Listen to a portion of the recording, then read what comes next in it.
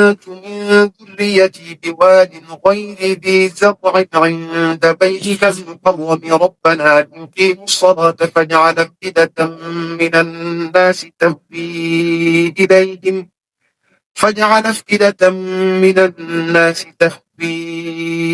إليهم وارزقهم من الثمرات لعلهم يشكرون ربنا إنك تعلم ما نخفي وما نعلن وما يخفى على الله من شيء في الأرض ولا في السماء الحمد لله الذي وهبني على الكبر إسماعيل وإسحاق إن ربي لسميع الدعاء. Tu veux explorer une opportunité en ligne, mais tu veux rester en accord avec ta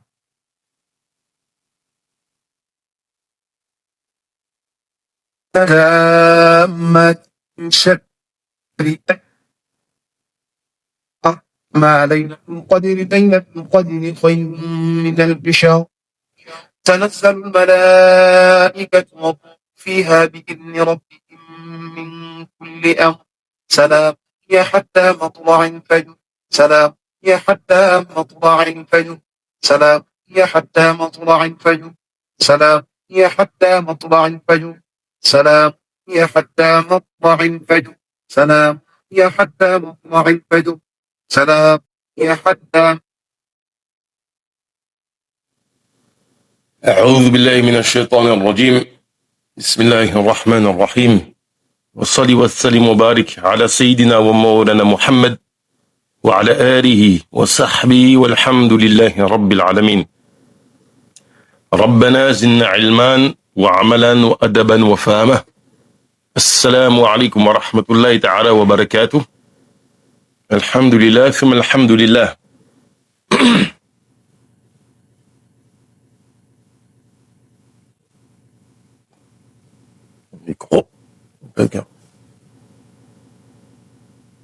On poursuit la lecture de l'ouvrage Al-Mouridiyya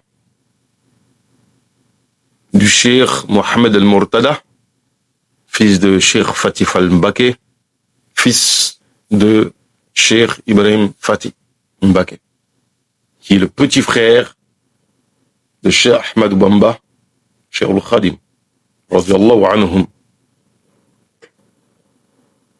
Toujours évidemment en introduction, rappeler l'intérêt de cette lecture, à savoir que le cheikh ici présente la tariqa.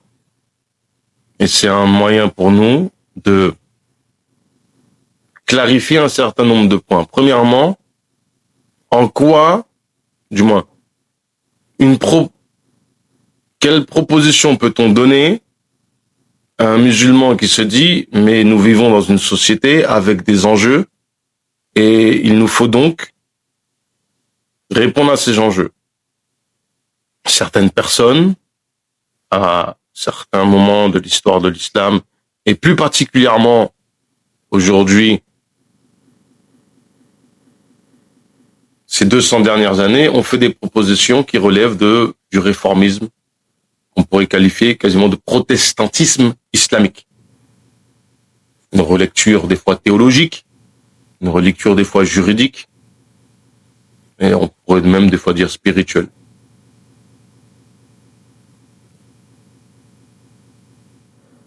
Or, nous critiquons ces lectures-là.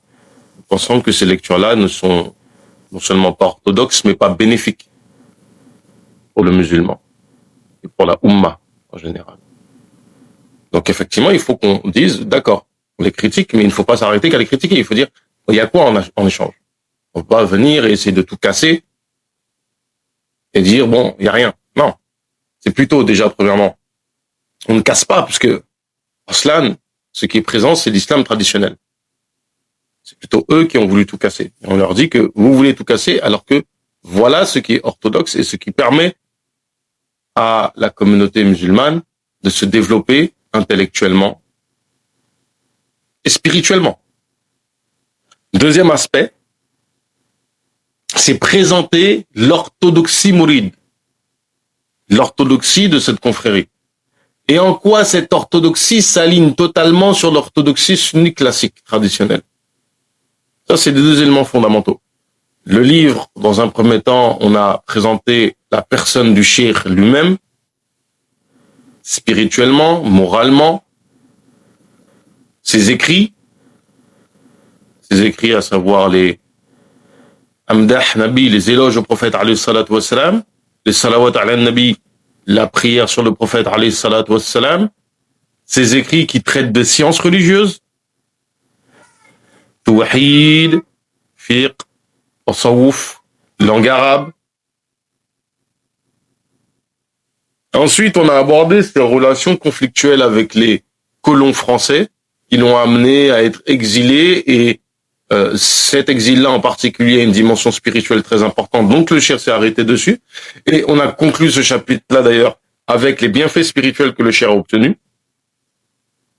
Donc, et troisième dimension, du moins troisième partie dans laquelle on est, c'est présenter l'orthodoxie mouride. Présenter l'orthodoxie mouride. Et dans cette partie-là, qui nous intéresse en ce moment, on a déjà abordé les fondements de cette confrérie et on était sur, dans un premier temps, l'ilm. Ensuite, là, on est sur les ordres, les recommandations que le cheikh a faites.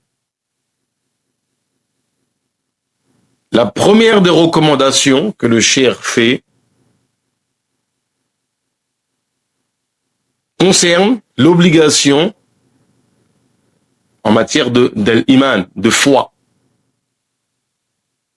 Et le cheikh nous dit imanukum an tu'minu billahi wa bi jami'i kutubihi munzalah wa bil malaikati jundillahi wa yurmihi al-akhiri yawm al-zalzalah wa bi jami'i rusulihi wa bil qadar min khayrihi wa sharrihi haythu sadar. Ça, c'est, je pense, dans Tazawwuj Shuban, pas dans Tazawwuj Sirar. Donc, votre iman, imanukum, votre foi, elle est en Allah, croire en Allah, aux anges, qui sont les soldats d'Allah, la foi aux messagers, au destin, qu'ils se produisent, qu'ils soient bons ou mauvais.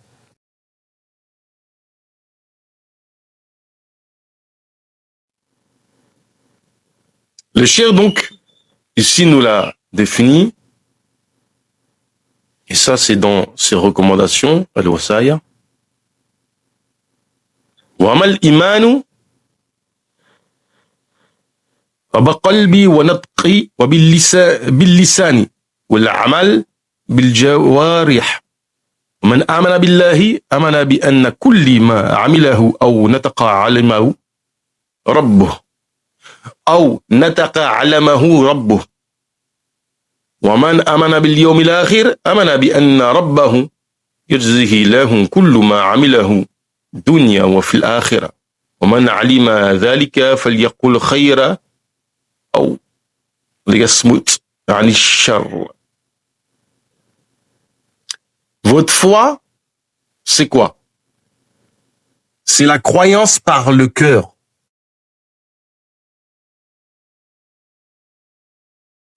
Par le nôtre, la parole par la parole par la langue.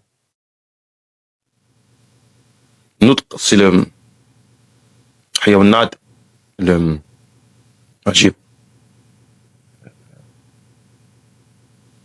Il y a un mot français qui traduit parfaitement la notion de nôtre. Le logos.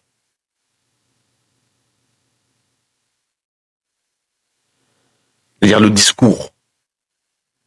discours qui est réfléchi. C'est pour ça qu'on traduit logique par mantiq, parce que la racine logique en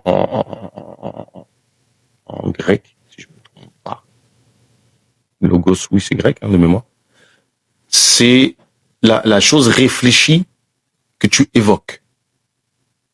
C'est-à-dire que ce que tu as intellectualisé correctement, que tu le dises.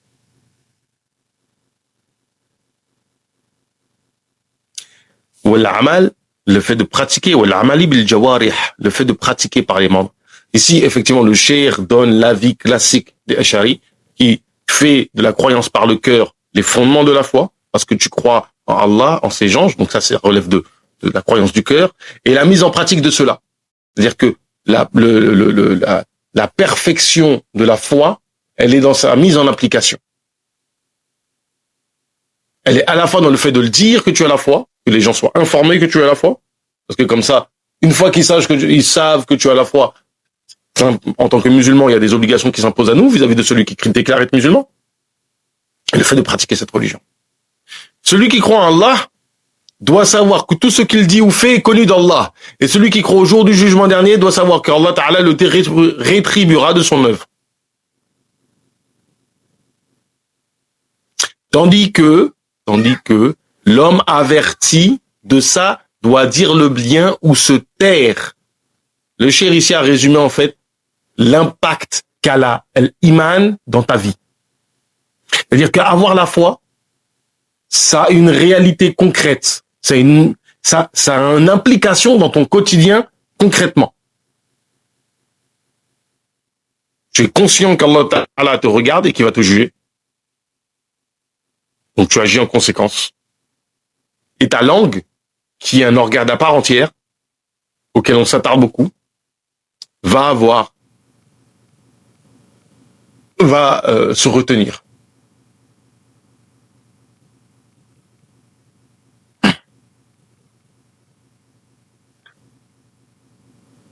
Il dit aussi, فالإيمان جزم بقلبي بوجود الله تعالى وإنما سواه خلق وعبد الله.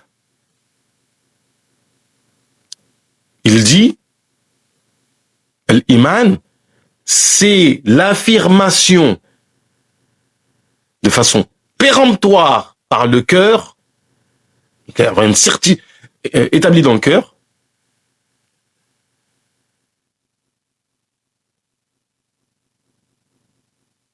la foi, la croyance ferme que Allah Ta'ala est mawjoud, qu'il est.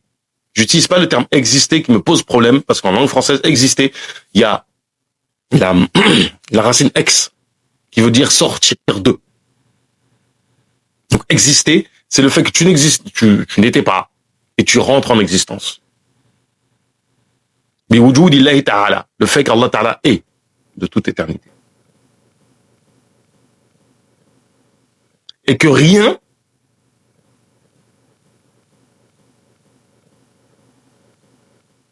en dehors d'Allah Ta'ala, tout est créature et esclave. C'est-à-dire c'est une chose possédée, dominée. Ça, c'est important de comprendre cette notion-là. Dans le sens où, en dehors d'Allah Ta'ala, si tu médites, toute chose est créée. Toute chose a un début. Le chien nous dit aussi, فَالْإِمَانُ جَزْمٌ بِقَلْبِي بِوُجُودِ اللَّهِ تَعَالَى وَإِنَّمَا سَوَى ça, on vient de le lire. وَالْإِمَانُ أَنْ تُقِنُ بِالْقَلْبِ أَنَّ اللَّهِ مَوْجُودٌ وَهُوَ فِي كُلِّ مَكَانِ بِلَا ابْتِدَاءٍ قَدِيمٌ باق بلا انتهاء وأن الجنة حق وأن النار حق وتكون موقنا بأنه أمر وعدا ونهى وأوعد. Ta croyance, c'est la certitude par le cœur qu'Allah Ta'ala est de toute éternité. Et que, alors ici la formulation peut être à confusion, wa huwa fi kulli makan. Mais cette formulation-là, on la retrouve chez les salaf salih, notamment dans la Udbiya, chez Ibn Qasim. Ibn Qasim qui dit Allah fi kulli makan wa fawqa kulli shay wa mil'u kulli shay. Allah Ta'ala est en tout endroit et sur toute chose et emplit toute chose. En fait, il faut comprendre ici que l'essence d'Allah Ta'ala étant différent du reste des créatures, sa présence est constante. Inna Allahu ma'ana. Allah Ta'ala est avec nous. Beaucoup de ulama ont dit bi'ilmi, par sa science. Pourquoi ils ont dit par sa science?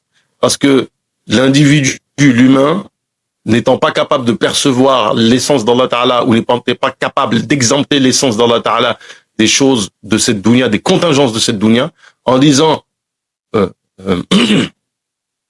fait kulli makan, il pourrait penser en fait de manière matérielle, c'est-à-dire que ça remplit, comme le lait remplit le verre, l'eau remplit le verre. Or, c'est pas de ça dont il est question.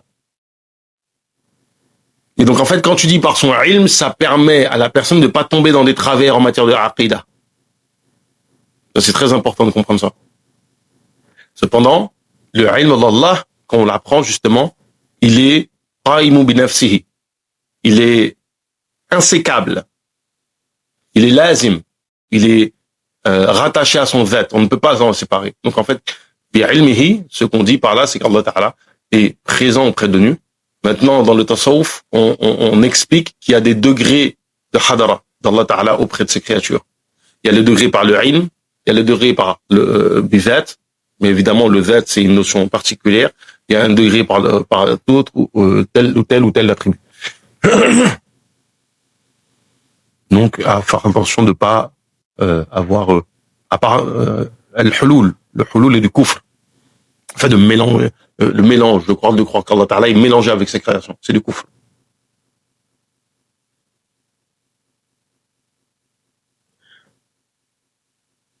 En fait, ici, c'est là, voilà, le mot correct, d'ailleurs, dans la traduction, c'est le meilleur mot, c'est la certitude de son omniprésence en tout endroit. Il n'existe pas un endroit où Allah Ta'ala ne sait pas que tu es, où Allah Ta'ala n'est pas présent, n'est pas con, où quel que soit d'ailleurs, en fait, si on réfléchit bien, la charia dans son entièreté, c'est ça l'intérêt. La charia dans son entièreté te rappelle, quel que soit l'endroit où tu te situes, quel que soit l'endroit où tu te situes, la charia te rappelle qu'Allah Ta'ala se charge de tes affaires. Rappelez-vous que dans les lieux les plus inattendus, par exemple, les lieux les plus intimes qui puissent exister, les anges ne sont pas avec nous. Et selon ce qui est rapporté par certains ulémas, les anges scribes ne sont pas avec nous, et que qui est-ce qui informe les anges de ce qui s'est passé à ces instants-là? C'est Allah Ta'ala. Les deux moments d'intimité où les anges ne sont pas avec nous, c'est dans les sanitaires, là où on fait nos besoins, et qu'on est avec nos femmes. Ce qui fait du rapport intime avec la femme l'un des degrés de hadara d'Allah Ta'ala qui est le plus particulier. Qu'il n'a ni commencement, ni fin. Donc il est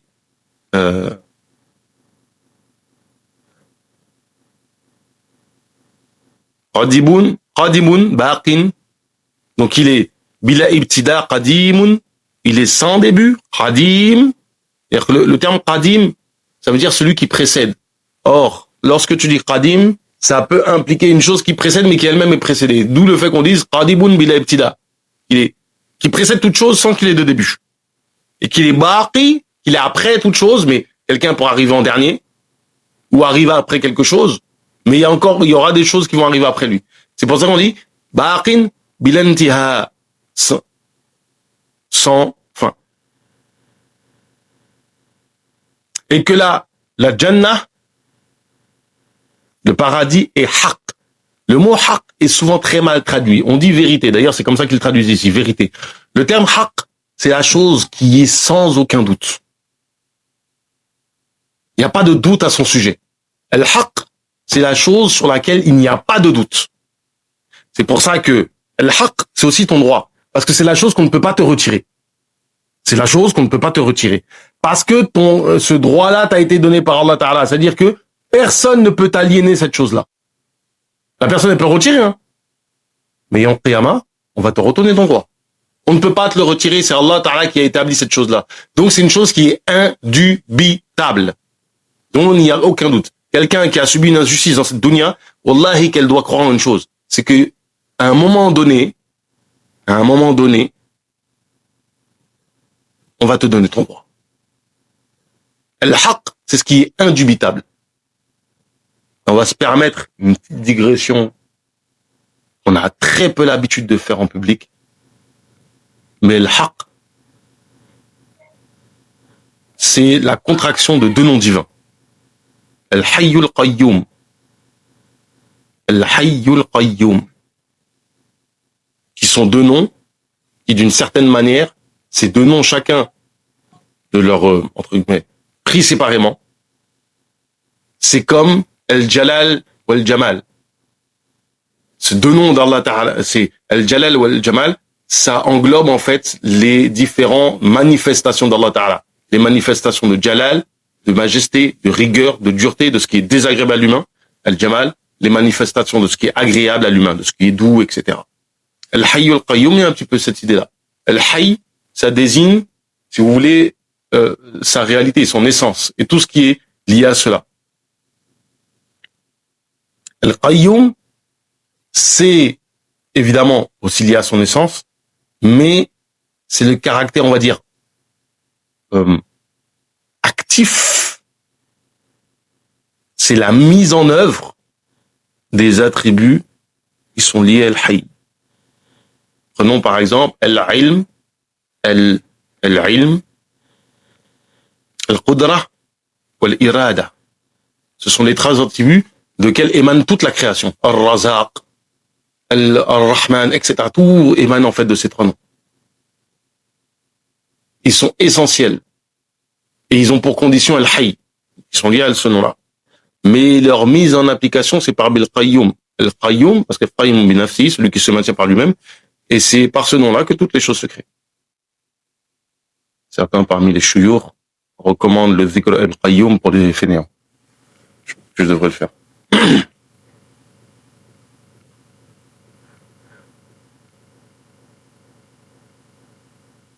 Le feu,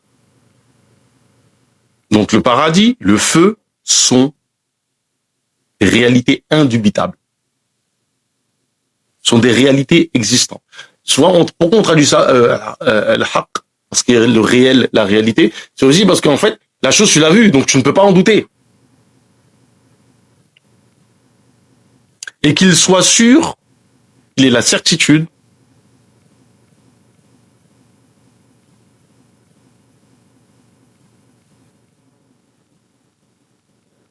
que al-amara wa'ada, donc ce qui est ordonné, wa'ada,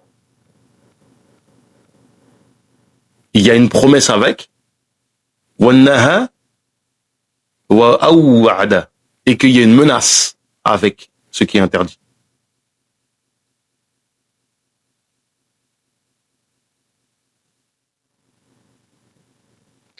Ensuite, le cheikh va nous parler des droits, de ce qui est obligatoire de croire au sujet d'Allah Ta'ala, en matière de droit, de ce qu'il convient de lui attribuer. I'lam, habana Allahu rujdan wa sa'ah, kana ila huna wala shay'un ma'ah, wa laysa man shay'in wala fihi wala fi tahtihi wala alayhi musjala, فليس مخلوقا ولا محصورا وليس محمولا ولا مقهورا سبحان من أعجز خلقا تركه وشركه عز وجل ملكه إذ لا له مثل ولا زمان ولا له جنس ولا مكان فكل من يخطر بالبال أبدا فبخلاف ذلك ربنا الأحد. Pareil, c'est dans les wasaya. Ah non, ça c'est Mawabul Qudus. La versification de Umul Barahin. Donc, qu'est-ce qu'il convient? Sache que Allah Ta'ala te donne la guidée. Allah Ta'ala a toujours été. Allah Ta'ala a toujours été. Walay shay ma'a. Il avait rien avec lui. En fait, ça c'est important. Inch'Allah, d'ailleurs, je pense qu'on va terminer la lecture de l'autre voyage sur la Wahhabiyya.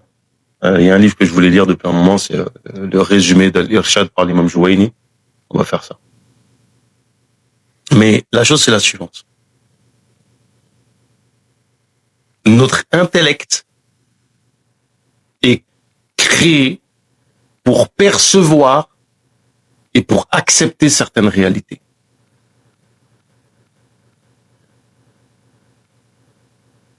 Il faut bien comprendre ça.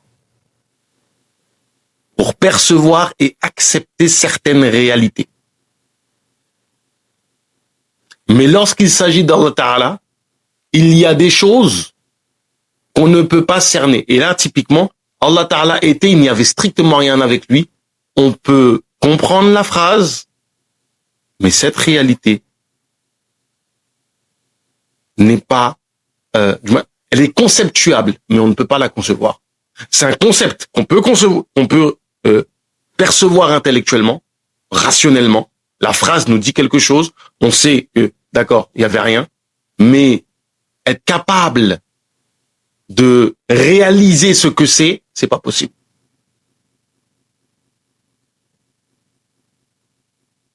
C'est pour cela que la différence entre le tawhid issu du tasawwuf, le tawhid issu de la aqida, c'est que l'un bride l'intellect pour empêcher l'individu de croire en Allah sous un angle matérialiste. Sous un angle matérialiste. Erreur qu'ont fait beaucoup de communautés avant nous. Au point où certains sont même allés, ont voulu donner des formes matérielles à Allah Ta'ala, à travers quoi? À travers des objets, à travers des statues, ou même des dessins, ou bref, ils ont voulu matérialiser. Si ce n'est pas Allah Ta'ala lui-même, c'est une manifestation. D'où le fait que certains sont tombés dans le polythéisme. C'est l'une des raisons.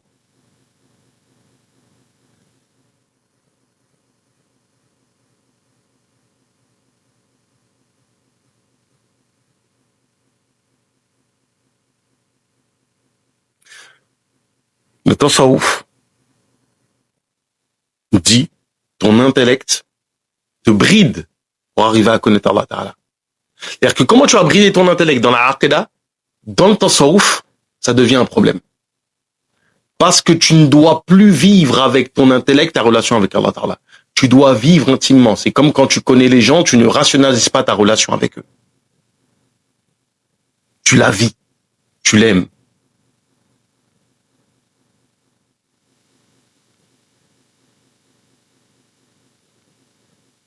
Et ça, c'est très important de comprendre ça. C'est que le tasawwuf est c'est le tawhid mis en pratique, mis en application, mais lorsque tu es sorti du cadre de ton intellect, tu es dans une relation intime. C'est pour ça qu'Allah Ta'ala a voulu qu'on aime le prophète alayhi salatu wassalam pour avoir la foi en lui. C'est qu'il nous a donné une rahma qui est un chemin droit vers lui. Parce que celui qui aime le plus Allah Ta'ala, c'est le prophète alayhi salatu wassalam. Parce qu'Allah Ta'ala, c'est lui qui l'a le plus aimé. Donc il a mis un secret dans l'amour envers le prophète alayhi salatu wassalam. C'est simple. Même si vous sortez du cadre strictement religieux, vous voyez que l'intensité des sentiments vous fait connaître le monde différemment. À tel point que quelqu'un qui tombe amoureux, lorsqu'il regarde le monde autour de lui, c'est comme s'il était plus pareil. Les couleurs changent. Les ambiances changent. Les odeurs changent. Et si demain, la personne que vous aimez vous quitte, vous ne la voyez plus, elle a disparu, il suffit qu'il y ait une odeur qui soit liée à cette personne qui vient, et vous avez ce qu'on appelle une réminiscence. Une réminiscence, vous savez, c'est le fait c'est l'émergence en vous de souvenirs. C'est l'émergence en vous de souvenirs qui émane, si vous voulez, c'est pas intellectualisé. La fameuse Madeleine de Proust. Les gens qui ont fait ça à l'école. Et tout le travail autour du dhikr qu'on fait dans le tasawwuf. Souvent les gens posent la question, mais le dhikr, je fais comment me concentrer? Le dhikr, tu ne dois pas te concentrer, mon ami. Le dhikr, tu ne dois pas te concentrer. Le dhikr, tu ne dois pas te concentrer. Je répète, le dhikr, tu ne dois pas te concentrer. Le dhikr, c'est comme tu t'assois et tu parles avec quelqu'un. Non, c'est pas vraiment exactement, parce que tu t'assois et tu admires quelqu'un. Parce que dans le dhikr, il y a justement, dans la dua, il y a une conversation, pas dans le dhikr. C'est-à-dire que tu t'assois et tu admires. Le dhikr, c'est ton enfant qui te regarde, qui dit papa, papa, papa, papa, papa, papa, papa, papa, papa. Tu veux quoi, mon enfant? Juste, il dit papa, ça suffit. Et donc, en fait, faut bien comprendre la différence entre les deux. Maintenant, quand ici on parle de iman, Shirul Khadim, il commence par l'iman qui est pour tout le monde, au niveau du aql.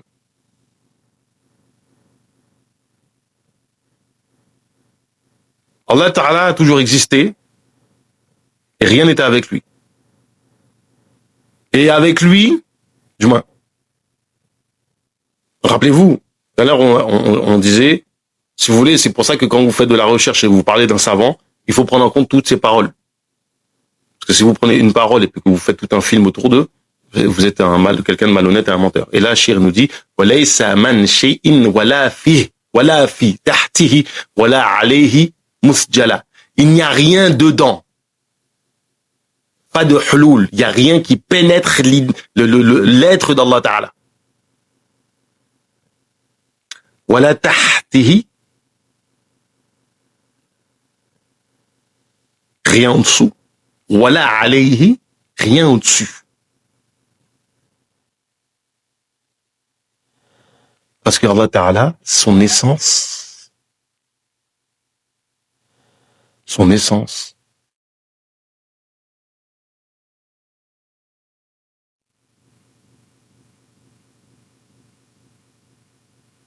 n'est pas comme nos essences. C'est pas comme nos êtres. Il n'est pas créé. Il n'est pas cernable, donc quantifiable. Il ne porte rien, il ne se déplace pas. On ne peut pas le contraindre en aucun cas.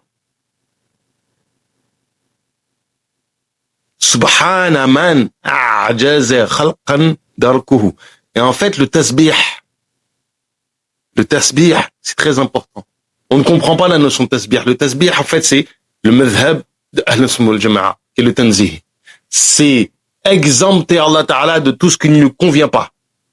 Quand vous dites Subhanallah, en fait, c'est asbahu, j'affirme, j'exemple Allah Ta'ala. J'exalte et j'exemple son essence de ce qui ne convient pas. Subhana, et en fait, si vous voulez, ça c'est de la langue arabe. En fait, quand vous dites Subhanallah, si vous écoutez, vous entendez Subhana. Ça indique, en fait, qu'il y a, juste avant, il y a un sous-entendu qui n'est pas prononcé. Et ce sous-entendu, c'est Asbahu. Yusubbihu lillahi ma fi. Asbahu. Je fais. Ou sabahtu. J'ai fait.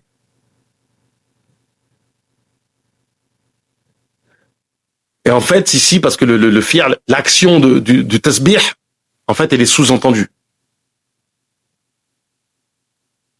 Et donc, subhana, quand vous dites subhana, en fait, c'est un tawkid, c'est le fait d'insister sur. C'est-à-dire que vous dites, je fais, mais de façon intense.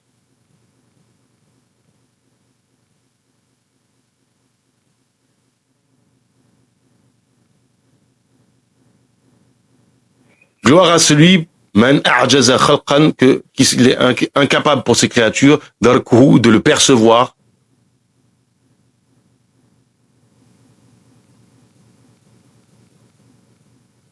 Wa shakruhu azza wa jal, mulkuhu. De le connaître en entièreté de son royaume. Il n'a ni égal, il n'a pas de mithil. Et on va pas partir dans une explication de la notion de mithl. Allah Ta'ala, on va laisser ça un cadre plus intime. Il n'est pas concerné par le temps. Il n'est pas concerné par le genre, par le jins. Et il n'est pas concerné par l'espace. Donc, si ça revient à ce qu'on disait avant, il faut comprendre la parole wafiqul makan dans le sens de son omniprésence, son omnipotence.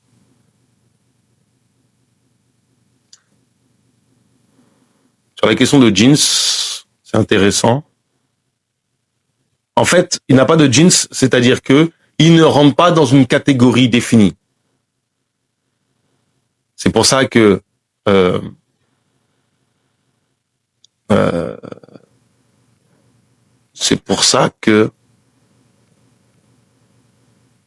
comment dirais-je, l'imam Razi explique que Allah Ta'ala nous dit Qul huwallahu ahadun. Qul huwallahu ahadun. Ahadun, on entend le son an, ahadun et pas ahadou. Ça veut dire que le mot ahad, il est indéfini. En arabe, on dit nakira, c'est-à-dire inconnu. Nakira, c'est ce qui n'est pas connu en fait. Le mot nakir, ça veut dire que c'est pas connu. Donc, indéfini. Et en fait, il explique qu'il est pas il est indéfini. Pourquoi? Parce que Allah Ta'ala n'est pas concerné justement par le jins. C'est-à-dire que il n'est pas dans une catégorie. Par exemple, vous prenez le chien, la catégorie chien, comme ça vous dites chien, c'est une catégorie. Et si vous dites le chien, c'est un chien en particulier dans cette catégorie. C'est ça en fait. Donc c'est le chien qui a été envoyé à une catégorie. Le chien de cette catégorie, c'est-à-dire la catégorie des chiens.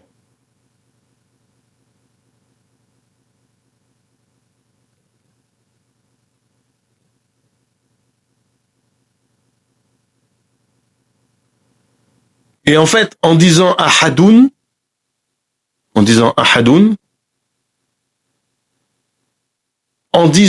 faisant du mot nakira, ici il est unique, non pas dans une catégorie, mais il est unique en lui-même.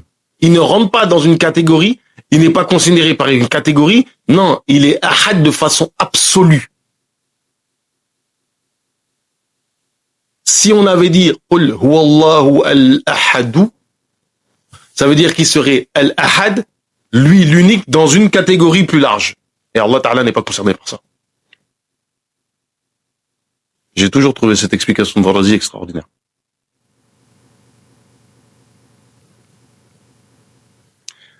فَكُلُّ مَنْ يَخْطُرُ, tout ce qui effleure ton esprit, de façon absolue, بخلاف ذلك ربنا الأحد, Allah Ta'ala a différence de cela. Notre Seigneur unique. Le cheikh a énuméré avec détail dans ses ouvrages consacrés à la théologie les sifat d'Allah, les attributs divins. Mais il a surtout mis l'accent sur la foi, sur l'iman, qui ne peut provenir que de la réflexion, la méditation dans les créatures, la nature et les lois divines générales qui font fonctionner l'univers. Et ça, si je me trompe pas, c'est les vers de Masal Kul Jinan. Effectivement. Et dans Masal Kul Jinan est développée, justement, la question du fikr, de la méditation. Le fikr, si vous voulez, dans le tasawwuf, c'est cette méditation. On va y revenir. C'est important. Mais, ça, c'est important.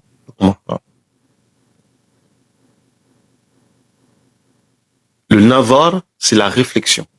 On va revenir en fait sur la différence entre les deux, sachant que en fait il y en a un qui est plus large que l'autre.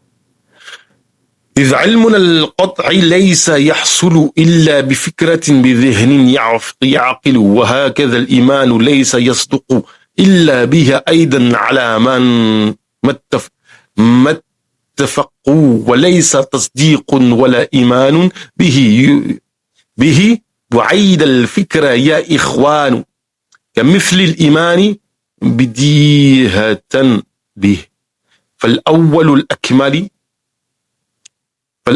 أكمل فلتنتبه وأخبروا بأنه أفضل من عبادة الدهر بلا خلق يعين إذ الفتى إذا تفكر القوي إيمانه حقيقة كما روي وظهر الحق له يقينا فيحتوي صفا والتمكين وقوة الإيمان بالجبار بقدر تعميقك في الأفكار Intéressant. فأديم النظر في مرات فكر مع الخلق خلوة في الأوقات يبن لك الحق هناك يا خليل لأنه سبب إقان خليل. Je suis en train de me rendre compte qu'en fait, je m'étale en fait dans l'explication des textes, alors qu'on est censé se concentrer sur la présentation de la tariqa. Désolé. Donc, sache que notre science, qat'i, ici, qat'i, c'est le fait que ça soit péremptoire, c'est-à-dire que le fait que ça soit établi de manière indubitable. Que par la réflexion, par un esprit doué, juste par la méditation de celui qui est aqil.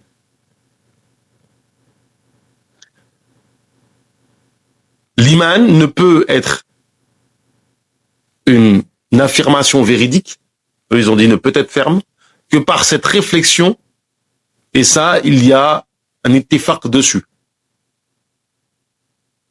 Il faut un petit peu modérer les propos de Cheikh. Au sein même en fait des Ash'ari, en fait il y a divergences en réalité.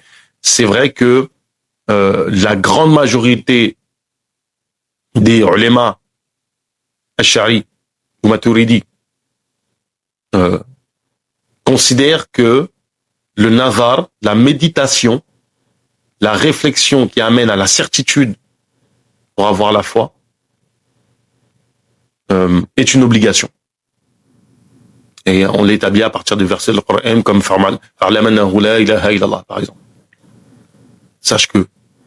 En fait, ici, c'est intéressant parce que ça peut poser la problématique suivante, c'est que le musulman sait que Allah existe. Le musulman sait que Allah existe. Il ne croit pas. Parce qu'en français, croire, ça, s'il y a, comment dirais-je? Il y a ce doute raisonnable, si vous voulez. Le mot croire en français, ça peut avoir le sens de je pense que.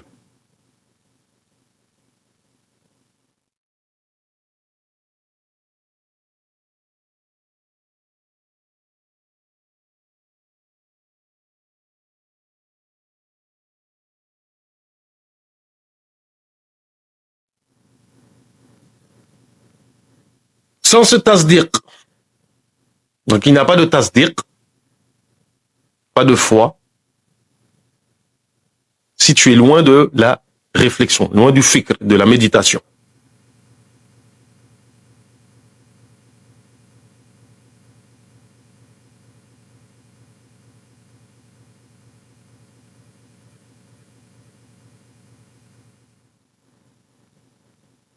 Mais effectivement, il y a aussi la foi qui peut être intuitive. C'est-à-dire, je sais qu'Allah il existe, mais t'as pas médité dessus. Et le chien nous dit, fal awwalu akmal. La première façon, le fait d'arriver à la foi par la méditation, elle est plus parfaite. Fais attention à cela. Les ulama donc rapportent que la foi, wa akhbaru bi anna afdala min, la meilleure des ibadah,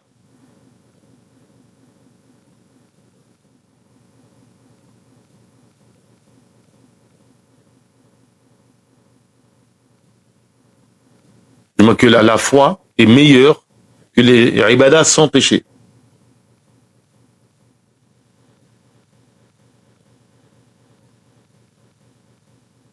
Ah non, oh, il y a une erreur de traduction de fou.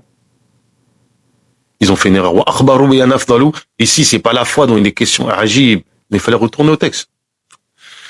En fait, quand il dit afdalou, en fait, il parle du fikr, de la méditation. Puisqu'en fait, c'est le chapitre du fikr, de la méditation de Masalul Jinan.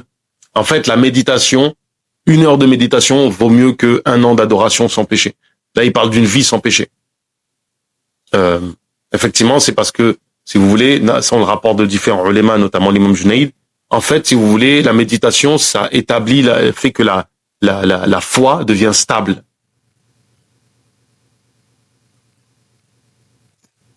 Comment ils ont pu faire une erreur? J'aurais dû faire les notes sur tous les problèmes que je vois de traduction. Et j'aurais dû poser ça à Sina Ahmed. Allah. Si l'homme réfléchit, sa foi va se renforcer véritablement. C'est ce que disent les savants. Donc en fait, si le fata, celui qui chemine spirituellement, fait le tafakkur, fait la méditation, ça va renforcer sa foi. Car l'apparent, du moins, al-haqqu zahara, c'est comme si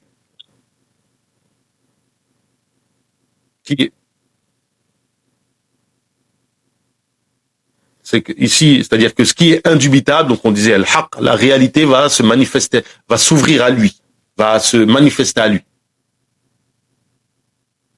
Et ça, sans aucun doute. Ça, c'est ce qu'on tient en fait des ulama. Une foi forte en Al-Jabbar est liée à la profondeur de la méditation.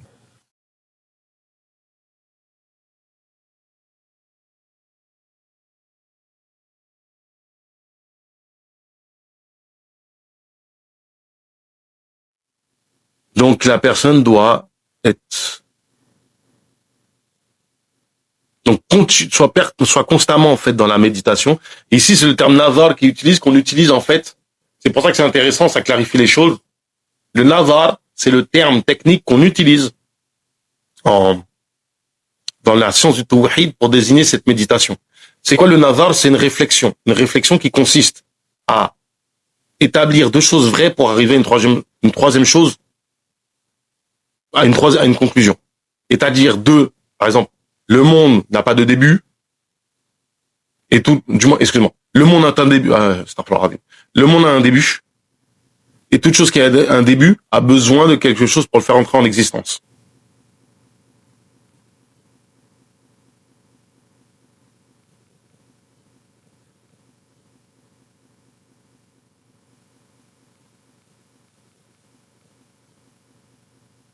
Donc, conclusion, le monde a quelqu'un qui le fait rentrer en existence.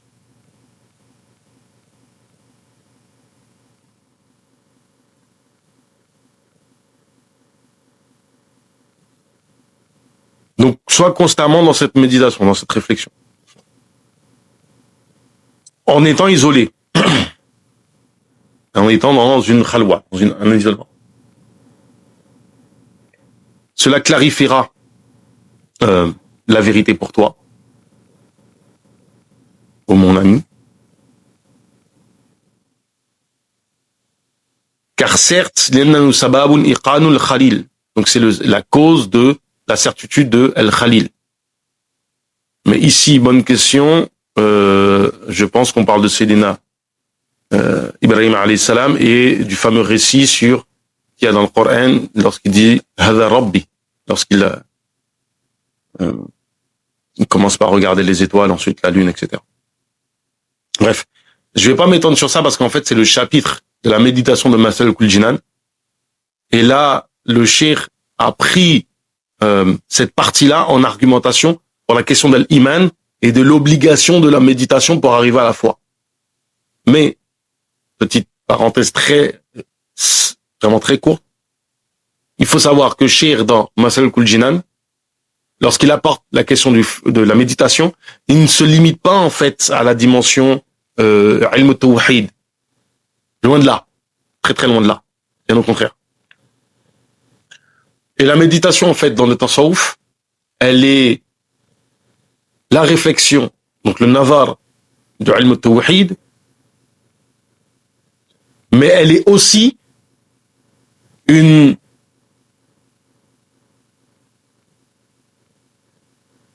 contemplation. Tu regardes et tu restes émerveillé. Parce qu'en fait, le fikr, la méditation, c'est la concentration sur quelque chose. Donc tu te concentres en fait et tu regardes le monde et tu dis, ya Rabbi, regarde le degré de perfection de tout ça. L'usage de l'intellect peut ne pas aider l'homme à affirmer l'existence d'Allah et à avoir la foi comme cela se doit, Mais l'intellect est d'une importance capitale pour asseoir et renforcer la foi. Car si cette dernière est basée sur la réflexion et la méditation, elle est plus durable que si elle était héritée et imitée. Ça, on va pas rentrer dans les questions de l'imitation des taqlid, mais effectivement, c'est blâmé par les théologiens. De même, le vrai savoir ne s'obtient que par la réflexion, à la lumière de l'iman, de la foi, et des enseignements divins.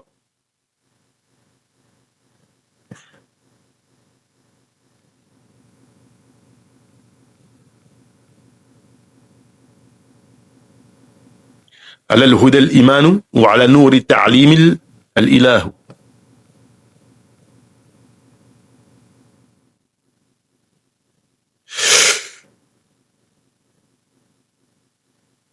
C'est-à-dire le véritable savoir ne se donne que par la mémorisation de textes et des exégèses, on parle du Coran. Du moins, le véritable savoir ne se donne par la mémorisation des textes et des exégèses, ni par les discours lassants, mais plutôt par l'utilisation de ce don précieux qui permet de distinguer entre le vrai et le faux, entre l'essentiel et les balivernes, entre l'essence et l'accident, donc le vet et les... là, c'est un discours un petit peu théologien.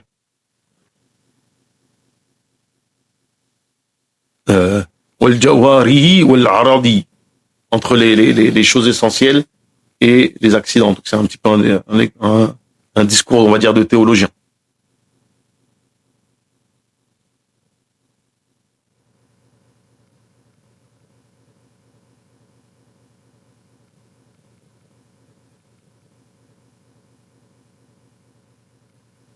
Et entre la source et l'accessoire. Donc la chose qui vient, c'est quoi la source et l'accessoire?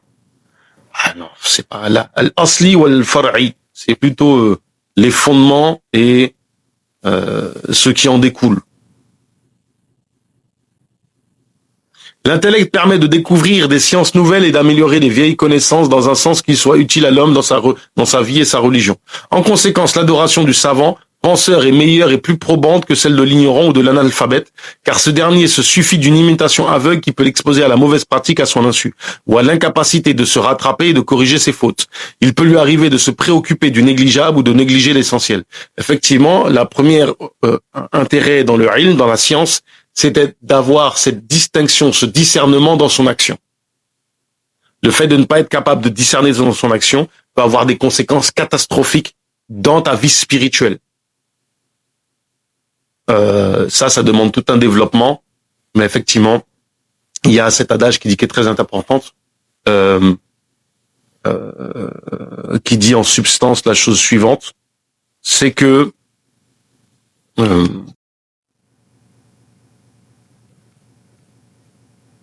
comment dirais-je,